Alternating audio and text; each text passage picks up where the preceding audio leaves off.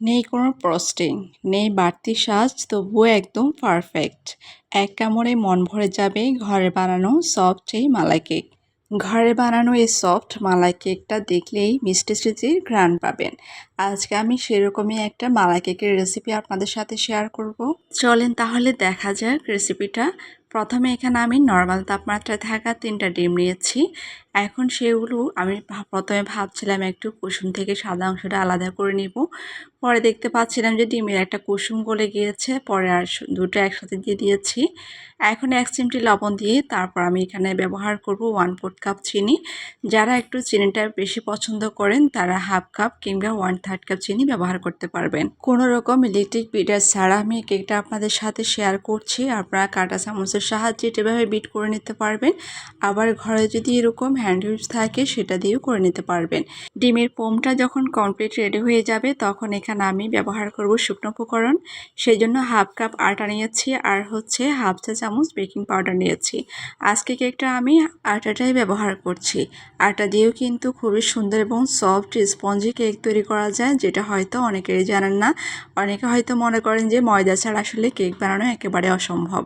তো আমি এখানে যে চিনি ফোমটা তৈরি করেছি, এখানে কিন্তু একটা জিনিস মাথায় রাখতে হবে, চিনিটা যেন সম্পূর্ণ গলে যায় সেদিকে খেয়াল রাখতে হবে, না হলে কিন্তু কেকের উপরে ভিজে ভিজে থাকবে, তলানিতেও কিন্তু ভিজা ভিজা একটা ভাব থেকে যাবে।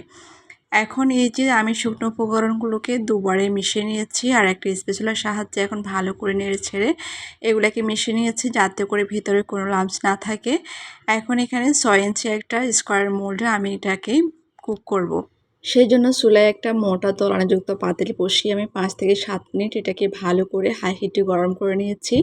এরপর আমি এই যে মোলটা দিয়ে 30 থেকে 35 মিনিট পর্যন্ত অপেক্ষা করেছি। আর তারপর দেখতে পাচ্ছেন মাশাআল্লাহ কেকের ফাইনাল লুক কতটা সুন্দর এবং একদম স্পঞ্জি হয়েছে, এটা আসলে দেখলে বোঝা যায়।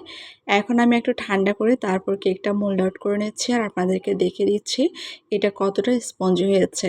অনেক সময় গরম গরম কেকটা যখন মোল্ড আউট করা হয় তখন সেক্ষেত্রে কেকটা নষ্ট হয়ে যায়। চুলায় যখন কেকটা আমরা কুক করব তখন চুলার আগুনটা কতটুকু থাকবে সেটাও কিন্তু আমি ভিডিওতে দেখিয়ে দিয়েছি, আপনারা ভালো করে খেয়াল করলে দেখতে পারবেন। আজকে যেহেতু আমি মালাই কেকটা আপনাদের সাথে শেয়ার করছি, তো এখানে আমি মালাইটা তৈরি করব সেই জন্য 1/2 লিটার দুধ দিয়েছি, তার সাথে 1/4 কাপ কনডেন্স মিল্ক দিয়ে এটাকে আমি জাল করে একটু ঘন করে নিয়েছি। একটুখানি ঠান্ডা করে এখন আমি কেকের উপরেই এই মালাইটা ঢেলে দিচ্ছি। তবে আমি প্রথমে প্লেটে দিচ্ছিলাম যেহেতু আমার একটু অসুবিধা মনে হচ্ছিল। পরে আমি কেকটাকে আবারও আপনার যে মোল্ডে অর্থাৎ বেক করে নিয়েছি সেটাতে আবার নিয়ে আসছি। মালাইটা দেওয়ার পর আমি এখানে উপর দিয়ে কিছুটা কাঠবাদাম দিয়েছি। দেওয়ার পরে এগুলাকে কিছুক্ষণ একটু ঠান্ডা করে নেওয়ার জন্য কেকটাকে আমি ফ্রিজে রেখেছিলাম। এরপর আমি আপনাদেরকে একটুখানি নিয়ে দেখিয়ে দিচ্ছি আর দেখে বুঝতে পারছেন কতটা ভীষণ লোভনীয় লাগছে। ঘরে বানানো এই মালাই কেক কার কার খেতে মন চাইলো একটুখানি কমেন্ট করে জানিয়ে যাবেন আপু ভাইয়েরা। বিনা ক্রিমে শুধু ভালোবাসায় ভরা যেন এক টুকরো স্বর্গ এই মালাই কেক।